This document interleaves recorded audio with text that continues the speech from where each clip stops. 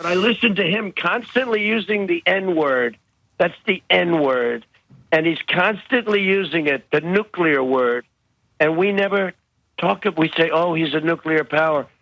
But we're a greater nuclear power. So that's the former president talking about Vladimir Putin using the N word to mean nuclear, because there's no other way that you could communicate that. That's the only way that you could do it, you massive idiot of a man. But anyway, this is my fault. I'm gonna admit it openly. For a long time, for 3 weeks running now, I've been saying if the right is gonna say that all that Biden is doing to stop Putin from devastating the people of Ukraine isn't enough, well, here's an idea. Tell me what you'd like him to do. What is your solution to the problem? Well, I asked that, and finally, one person, unfortunately Trump, has come up with something. So here is his idea for what he would do if he were still president. We have the greatest submarines in the world, the most powerful machines ever built. You should say, look, you mentioned that word one more time. We're gonna send them over and we'll be coasting back and forth up and down your coast. You can't let this tragedy continue. You can't let these thousands of people die. And there he's referring to the US's fleet of 14 Ohio-class ballistic missile submarines designed specifically for stealth and the precise delivery of nuclear warheads. So his idea is we should take our nuclear weapon-equipped submarines and put them right off the coast of Russia and just do laps around his country to intimidate him into pulling out. So it is technically an idea, Ida. Do you like it? How do you rate the former president's idea?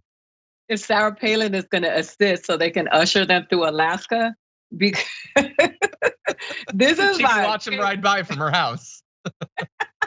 Case in point is that, listen, when I talk about the fact that the education system in this country is struggling, politicians, even former presidents, are not exempt from that.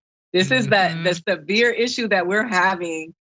And so many of our problems are rooted in the fact that people don't have information, education, are geographically deficient. All of the things that are by design to keep us dumb and down so that they can keep making money off of us and getting richer and richer, and we get poorer and poorer and struggling. This is comedy for me, because it's just, that's who you had at the helm. That's who you had in the driver's seat of this country, and some of you want to bring back, and you don't realize how dangerous it is for your life to have someone like this in charge.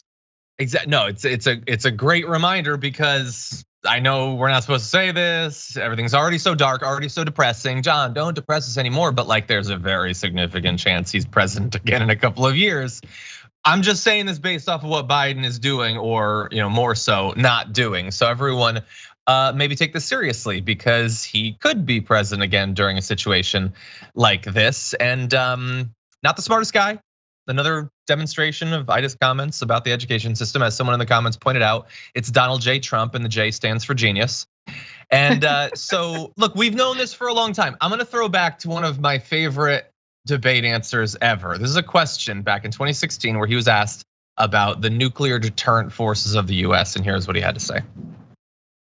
And having some maniac, having some madman go out and get a nuclear weapon. That's, in my opinion, that is the single biggest problem that our country faces. Of the three legs of the triad, though, do you have a priority? Because I want to go to Senator Rubio after that and ask him. To me, nuclear is just the power, the devastation is very important to me. It's very important to him, which is why he is so cavalier in its use. Not just him, by the way. Just, I think last week it was Lieutenant General Keith Kellogg, retired now, who suggested again sending our ballistic missile submarines to see whether Putin is really bluffing. See, the fun thing about seeing whether Putin is bluffing about his willingness to use nukes is that if he's not bluffing, he uses nukes, which to me, as a human that lives and wants to continue to, I don't want to test that bluff. Maybe that's just me. But by the way, Trump has previously said we should put Chinese flags on our fighter jets to bomb the S out of Russia. Maybe he was joking, maybe he's not. Maybe the whole thing is a big joke, because it would be us dying, not Trump. He's gonna be perfectly fine. Ida, what are we supposed to do?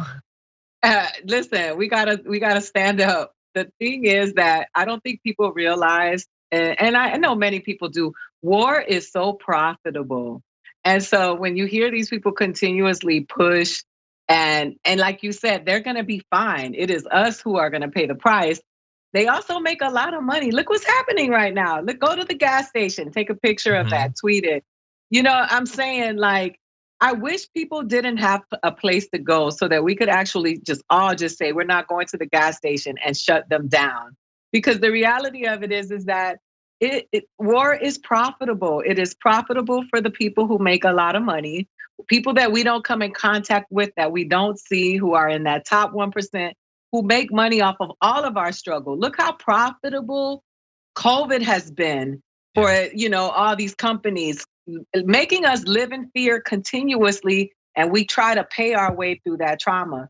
And they continue, it is just so profitable. So when you hear this dummy, because I call him Big Dummy, as Fred Sanford would say, Big Dummy talking, you just know that there's a paycheck somewhere in it for him, because that's all he thinks about. He doesn't care about you. Yeah, look, I agree with a lot of what you said, but I do think, Ida, what you don't get is that you call him Big Dummy. Look, everybody who thinks outside of the box was called a Big Dummy. They're just trying to come up with ideas that we hadn't thought of. For instance, you might recall previous news, at one point during a hurricane briefing in the White House, Trump said, I got it. Why don't we nuke them? They start forming off the coast of Africa. As they're moving across the Atlantic, we drop a bomb inside the eye of the hurricane and it disrupts it. Why can't we do that? A briefer reacted by saying, sir, we'll look into that. He wanted to nuke the hurricane. The funny thing is that they dignify his statements with a response. Like nobody, the thing is, a lot of the people, for those of you who hate watch, a lot of the people who agree with Trump and don't question him or push back is because they're afraid of the consequences in dealing with somebody who has no shame and doesn't follow any rules and is willing to do any and everything to embarrass, humiliate another person for the sake of power. So that is what you're dealing with. It's not that everybody agrees with him. Some of those people are like, I don't want that Donald Trump smoke. Donald, he'll do anything. And that's why people are like, okay, we'll look into bombing Hurricane Henry. Some of them are probably thinking, yeah, big dummy. Anyway, I say nuke the tornadoes. It either gets rid of the tornado, or it just goes flying off in a random direction. Who knows? There's no way to tell. Anyway, okay, I take back my request. If you're on the right wing, I don't want any more of your ideas for what to do about Ukraine. You're all big dummies.